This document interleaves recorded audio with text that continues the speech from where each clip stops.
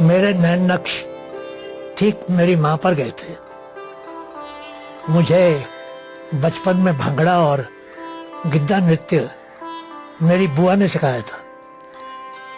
School के सालाना समारोह में जब मैं लोकगीत गाने के साथ साथ नृत्य भी करती थी तो तालियों की आवाज से हॉल गूंज उठता था और बहुत सी लड़कियां कहती थी, हे भगवान, कद भले ही मध्यम ही दे देता पर कम से कम नैन नक्श तो इस तरह के ही देता।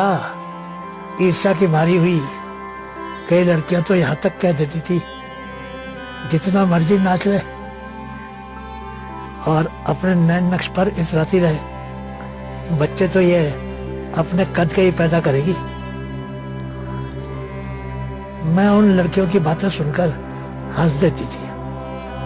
मैंने अपने छोटे कद के लिए कभी अफसोस नहीं किया था और भगवान से कोई शिकवा या शिकायत नहीं की थी। जब मैं छोटी थी, मेरी माँ एक बार पशु चरा रही थी। उनकी दाईं आंख में कुछ घुस गया और फिर बहुत इलाज के बाद भी माँ को दोनों आंखों में मोतिया हो गया और उनकी आंखों की रोशनी चली गई। माँ को दिखना बिल्कुल बंद हो गया। माँ की शादी किसी तरह उनसे 10 बरस बड़े आदमी से करवा दी गई थी। मेरे बापू का कद छोटा था और रंग काफी पक्का था। मेरी माँ ने आंखों की रोशनी खो जाने का कभी शिकवा नहीं किया था और हम हर हाल में खुश रहना सीख लिया था। इलाज के बाद उनको थोड़ा थोड़ा दिखना फिर से शुरू हो गया था। माँ ने मुझे भी हर हाल में खुश रहना ही सिखाया था। माँ कहती थी, बेटी, ये जो मन है ना, हमारे पास जितना होता है उससे ज्यादा की आस लगाए बैठा रहता है। फिर ऐसी मृग तृष्णा दिखाता है कि अच्छा भला इंसान जीवन के अंतिम समय तक रेगिस्तान में किसी हिरन की तरह ठंडे पानी की कोई झील तलाश करता रहता है और आखिर अपना जीवन व्यस्त कर देता है। कभी कभी मूड में आकर मेरी माँ मेरे कान के पास सुरमे से काला निशान लगा देती थी ताकि मुझे किसी की नजर न लग जाए। एक बार रिश्तेदारों के विवाह में जब मैं सोई हुई थी, किसी ने मेरे बालों की एक लट काट ली।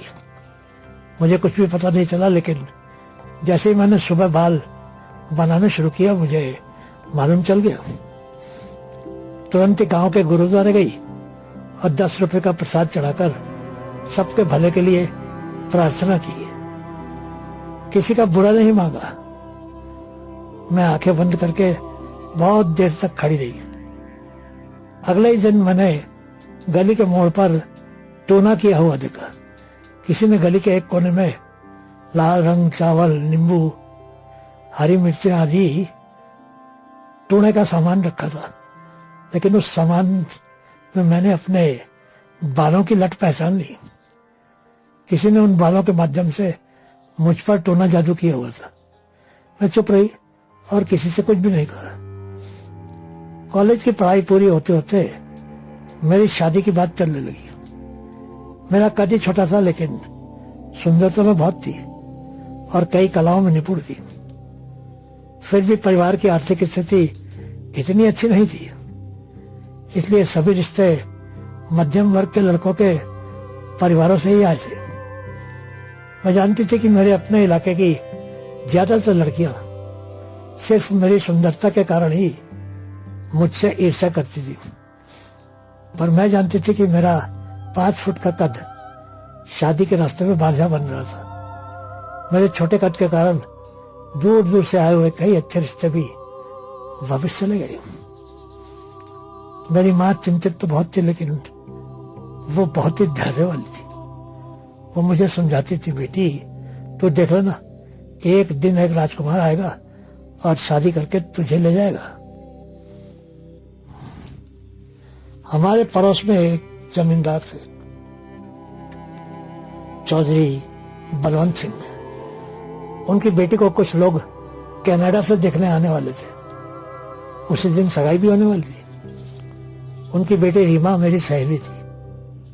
करीब 5 फीट 8 इंच की वो लड़की कुछ खास सुंदर तो नहीं थी, लेकिन बाप के पैसे के कारण वो सुंदर लगती थी सबको।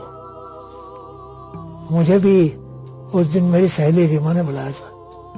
मैं और अन्य कुछ सहेलियां उसकी सगाई में जाने वाली थी। कुछ देर के बाद एक खूबसूरत नौजवान और उसके कुछ रिश्तेदार रीमा के घर आ गए। वो सभी कनाडा से आए थे। मैं कुछ और सहेलियां उस समय रीमा को तैयार कर रही थी। जब लड़की को देखने की प्रक्रिया शुरू हुई, लड़का बारी बारी से रीमा को और अन्य सहेलियों को भी देखने लगा। अचानक उसकी नजर मुझ पर पड़ी।